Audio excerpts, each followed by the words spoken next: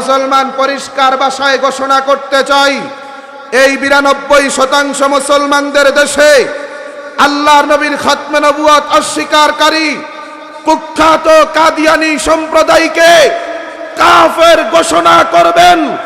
আর না হয় ডাক আসবে, এদেশের উলামায়ে কেরাম তারা একতাবদ্ধ হয়ে ডাক দিবেন, ও বাংলার যুব সমাজ, আশিকে রাসূল তাওহীদি জনতা, আসো একতাবদ্ধ হয়ে যাও। আল্লাহর নবীর ইজ্জত রক্ষা করতে হবে, খাতমে নবুয়তের সিংহাসনকে রক্ষা করতে হবে। যদি তোমাকে আর আমাকে ডাক দেন, আমি তো বলতে চাই এদেশের উলামায়ে কেরাম যদি আমাদেরকে ডাক দেন, এদেশের প্রত্যেকটা জনগণ আল্লাহর নবীর খাতমে নবুয়তের ইজ্জত আর সম্মানকে হেফাজত করতে রাজপথে বুকের তাজা রক্ত ঢেলে দিতে সর্বাত্মক তারা প্রস্তুত রয়েছে। কিনা জনগণ কি বলেন, রাজি আছেন ইনশাআল্লাহ?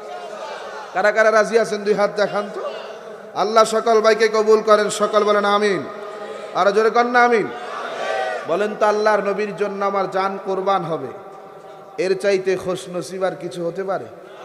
কথা কন না ভাই। এর চাইতে বড় খুশনসিব আর কিছু হতে পারে? এর চাইতে বড় সম্মানের আর কিছু হতে পারে?